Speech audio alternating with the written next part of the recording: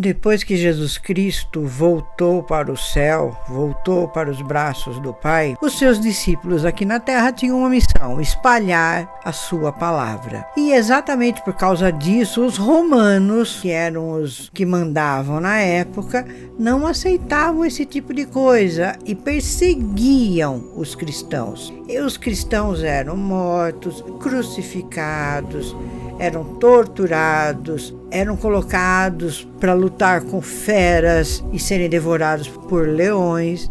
E não é que, no meio do exército dos romanos, tinha um sujeito que era cristão. Seu nome era Sebastós, em grego, que quer dizer divino, venerável.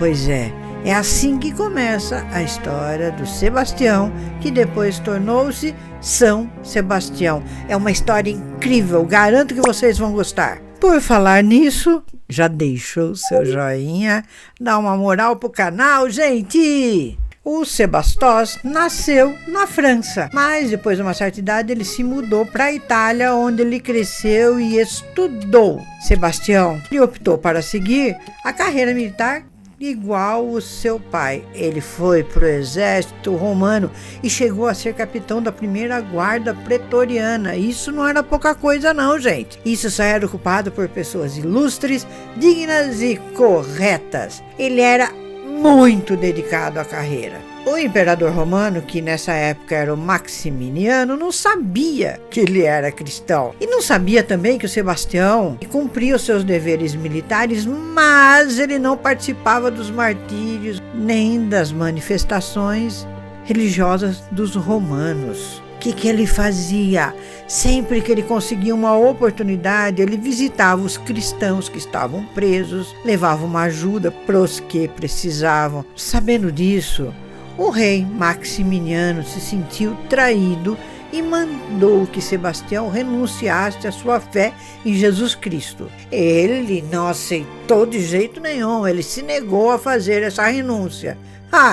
Então o rei falou assim: você vai morrer na frente de todo mundo para servir como exemplo. O que eles fizeram? Olha só, reuniram todo o povo lá num lugar, tiraram as roupas do Sebastião, amarraram ele num poste lá no estádio de Palatino e soltaram muitas flechadas sobre ele. Ele ficou ferido, daí largaram ele lá para que sangrasse até morrer. Mas Irene, que era uma cristã devota, e um grupo de amigos foram lá, pegaram Sebastião, viram que ele ainda estava vivo, levaram ele lá, esconderam ele e trataram dele. Ele conseguiu se recuperar, gente. E não é que o Maximiano ficou sabendo de novo, porque cagueta, dedo duro sempre existiu, gente. Não pensem que é coisa de hoje em dia, não. O Maximiano ficou sabendo que o Sebastião não tinha morrido e que ele continuava ajudando os cristãos.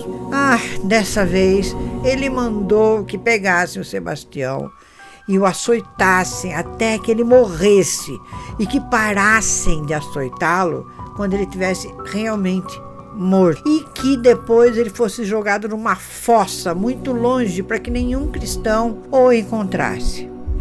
Mas o que o Maximiano não contava é que Sebastião aparecesse mesmo depois de morto para uma moça chamada Lucinda. Ele falou assim: vá procurar naquele poço em tal lugar que o meu corpo está pendurado lá. Por favor, pega o meu corpo e leva para ser sepultado lá nas catacumbas junto com os apóstolos. E ela fez isso mesmo. Só que as pessoas acreditam que ele não foi sepultado junto com os cristãos, que ele foi enterrado no jardim da casa da Lucina. E hoje em dia, no lugar onde ele teria sido sepultado, tem a Basílica de São Sebastião. Você pode ir lá na Itália, lá na Via Ápia, visitar esse lugar. Até hoje recebe devotos e peregrinos do mundo todo. O dia de São Sebastião é celebrado no dia 20 de janeiro e por isso eu estou contando essa história aqui. Se você quiser saber como é a oração de São Sebastião, vai lá no meu Instagram que eu vou deixar lá para vocês. Meu Instagram é Causos e Contos com a Giane.